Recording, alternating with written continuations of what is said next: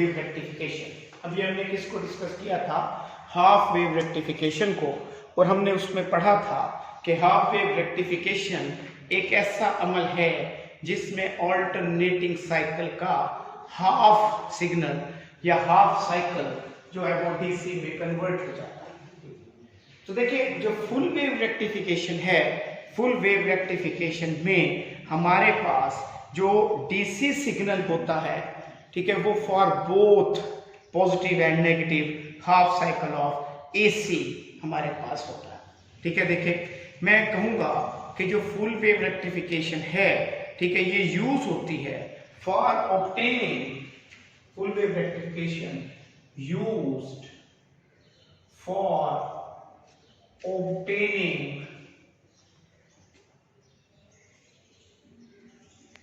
obtaining DC signals।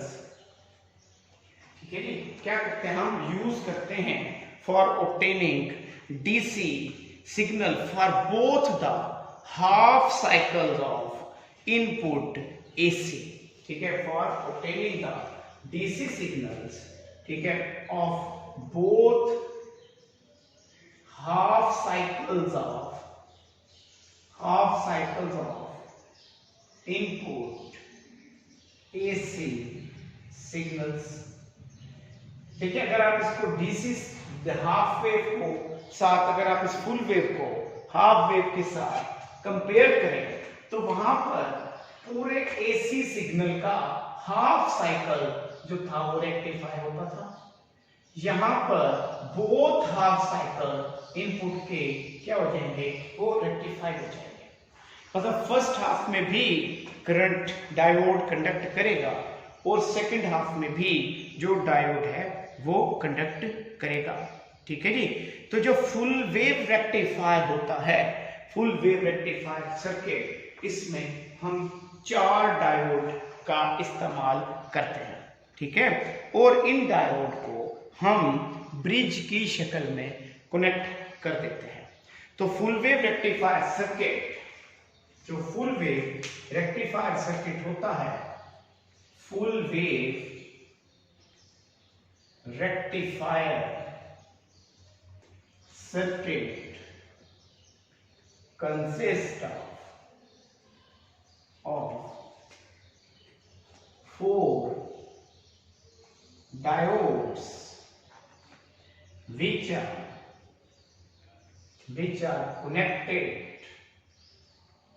connected in the form of bridge, जो bridge की शक्ल में कनेक्टेड होते हैं, इसलिए so that it is also called full wave bridge rectifier।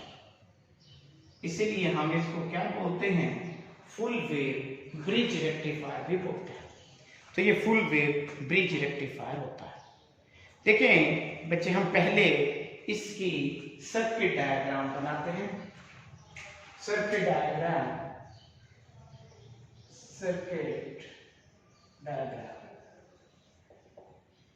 देखिए, इसका सर्किट डायग्राम बनाते हैं। देखिए इसमें कितने डायोड हैं? हमारे पास 4 डायोड्स हैं, और हमने उन डायोड्स को कैसे कनेक्ट करना है? हमने उनको ब्रिज की फॉर्म में कनेक्ट करना है। तो देखिए इसका सर्किट डायग्राम कुछ यूं बनेगा। ये हमारे पास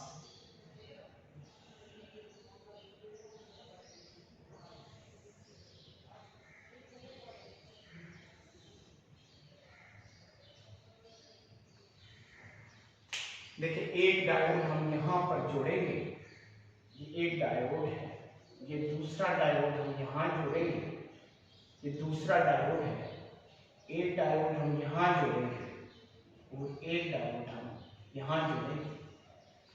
ये 4 डायोड हमने ब्रिज की फॉर्म में कनेक्ट कर दिए।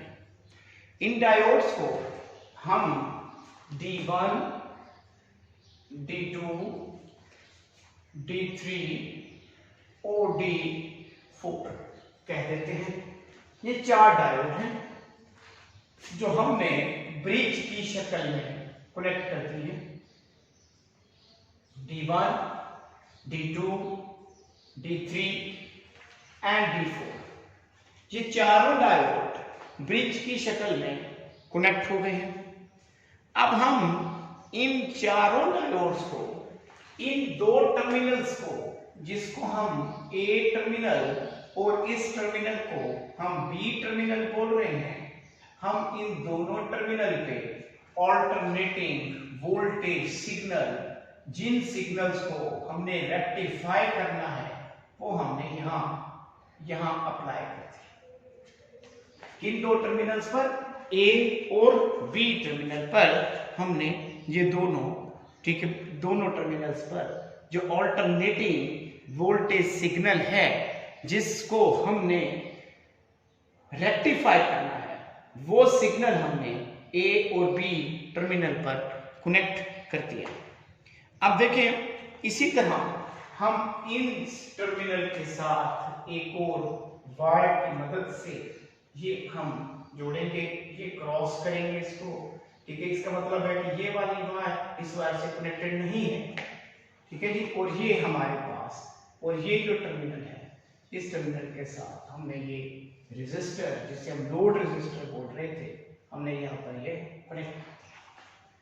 तो देखिए, हमने 2 टर्मिनल्स पर ऑल्टरनेटिंग सिग्नल्स, जिनको आपने रेक्टिफाई करना है, वो जोड़े, और बाकी 2 जो टर्मिनल्स बचे, जो ब्रिज के 2 टर्मिनल्स थे, उनके दरमियान हमने रेजिस्टर को जोड़ दिया।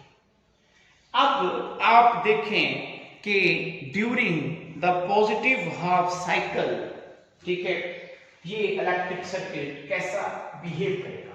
ठीक है, पहले हम डिस्कस करेंगे किसको, ड्यूरिंग पॉजिटिव हाफ साइकिल। पहले हम ड्यूरिंग पॉजिटिव हाफ साइकिल, ठीक है, कैसा बिहेव करेगा।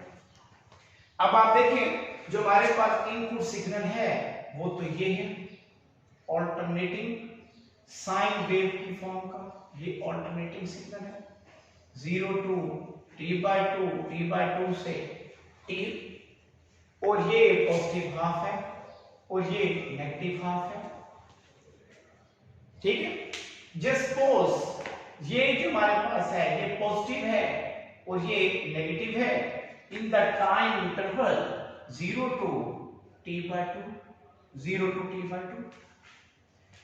तो हमने ऑल्टरनेटिंग सोर्स का एक टर्मिनल पॉजिटिव हाफ और एक टर्मिनल हमने क्या कर दिया, नेगेटिव हाफ कर दिया, ठीक है, इनपुट सोर्स का। How the current flows through this electrical circuit, देखिए करंट कैसे इस इलेक्ट्रिकल सर्किट में, ठीक है, फ्लो करेगा, किस तरह से। अब आप जरा गौर से देखें कि इसमें जो टर्मिनल A है इस ब्रिज का पॉजिटिव है विद रिस्पेक्ट टू B, ठीक है। आप जरा गौर से देखें, ये पॉजिटिव है तो ये पॉजिटिव हो गया, और ये नेगेटिव है तो ये नेगेटिव हो गया। तो मैं लिख सकता हूं कि अभी ये during 0 to T/2 A terminal, जो A टर्मिनल है, ठीक है, वो पॉजिटिव है with respect to terminal B, with respect to terminal. तो A टर्मिनल, ठीक है, जो A टर्मिनल है वो पॉजिटिव है with respect to terminal B, terminal B के लिहाज से, ठीक है। ये क्या है, ये पॉजिटिव है।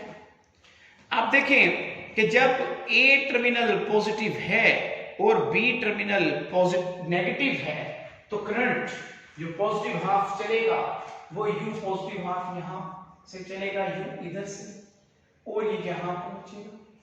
अब देखिए, ये पॉजिटिव हाफ यहां पर, इसके लिए 2 पाथ हैं, एक ये डायोड 1 की तरफ मूव करे या फिर डायोड 4 की तरफ मूव करे। आप देखो कि डायोड 1 ये P रीजन और ये इसका N रीजन। तो जब ये पॉजिटिव P रीजन पे पहुंचेगा तो ये डायोड D1 ये फॉरवर्ड बायस हो जाएगा, ये फॉरवर्ड बायस हो जाएगा। और अभी हमने पढ़ा जब फॉरवर्ड बायस होगा तो ये कंडक्ट करेगा। तो ये पॉजिटिव सिग्नल इसमें से पास होगा और ये यहां इधर पहुंच जाएगा। मैं इस केस में लिखूंगा कि D1 ऑन है और D4 अभी ऑफ है। अब ये ऑफ क्यों है?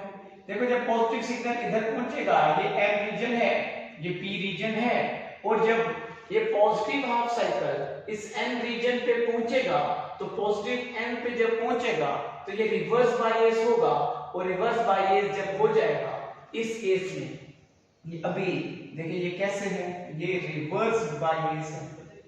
जब ये रिवर्स बायस होगा तो ये डायोड कंडक्ट नहीं करेगा। इसका मतलब D4 ऑफ होगा, D1 ऑन होगा। तो देखें जो ऑन है वो कौन सा है, वो D1 है, और जो ऑफ है अभी वो क्या है, ठीक है, वो D4 है। तो देखिए D1 ऑन हो गया है, ठीक है, और D4 ऑफ हो गया। अब देखें, अब सिग्नल यहां पहुंच चुका, अब यहां से फिर ये सिग्नल इधर को ट्रेवल करेगा या फिर इधर को ट्रेवल करेगा। जब ये इधर को ट्रेवल करेगा, यहां फिर ये N रीजन है, ये P रीजन है, तो इसका मतलब D2 भी क्या होगा, ये भी रिवर्स बायस होगा। जब ये भी रिवर्स बायस है तो इसका मतलब D2 भी क्या है, ये भी ऑफ है। इसका मतलब अल्टरनेटिंग करंट जो सिग्नल आ रहा था वो D2 की तरफ मूव नहीं करेगा।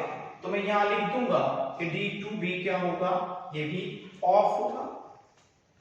और ये सिग्नल इस रेजिस्टर में से यूं पास होता हुआ यूं रेजिस्टर में टॉप टू बॉटम, याद रखें रेजिस्टर में current top to bottom flow करता हुआ यूं इधर ट्रेवल करेगा और ट्रेवल करता हुआ यहां पहुंचेगा।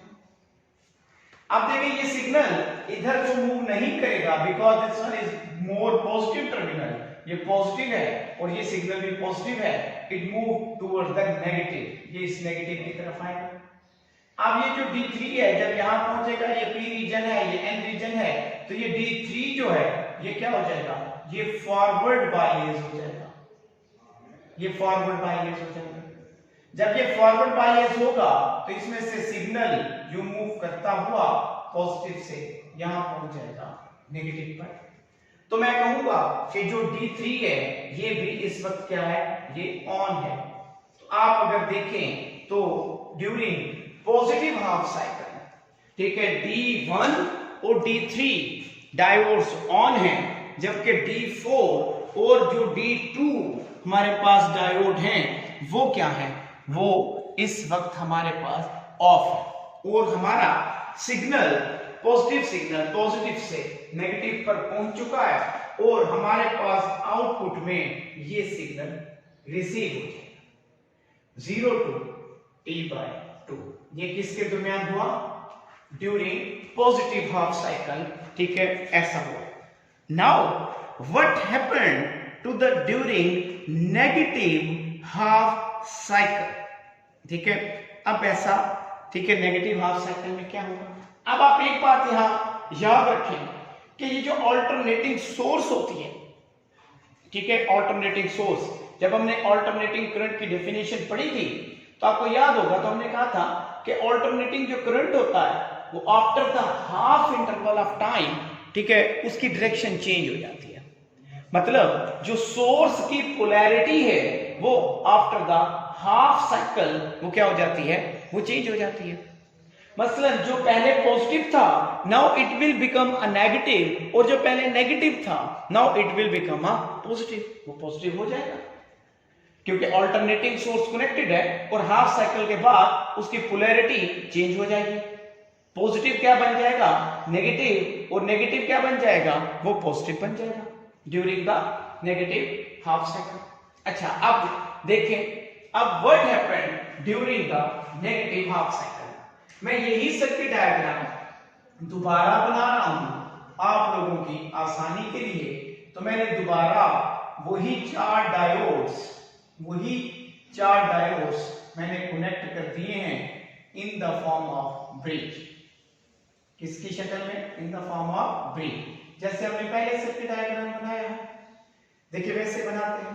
ये मेरे पास क्या है, ये डायोड D1 ये एक डायोड है, इसे हमने अभी D4 बोला था, ठीक है। ये हमारे पास डायोड है, ठीक है जी, इसको हमने अभी D1 बोला था। ये हमारे पास डायोड है, इसको हमने अभी D2 बोला था। ये हमारे पास डायोड है, इसको अभी हमने D3 बोला था। ये D3 डायोड है। ये हमने 4 डायोड ब्रिज की शक्ल में जोड़े थे। फिर देखिए हमने क्या किया था, ये टर्मिनल A था, हमने इस टर्मिनल A को, और ये टर्मिनल B था, इस टर्मिनल B को किसके साथ जोड़ दिया था, ऑल्टरनेटिंग सोर्स के साथ जोड़ दिया था। फिर हमने क्या किया था, इस टर्मिनल को, ठीक है, यहां से किसके साथ जोड़ दिया था, इस टर्मिनल के साथ, जिसके साथ हमने रेजिस्टर कनेक्ट की हुई है, जिस पर हमने आउटपुट लेना है, ये रेजिस्टर है।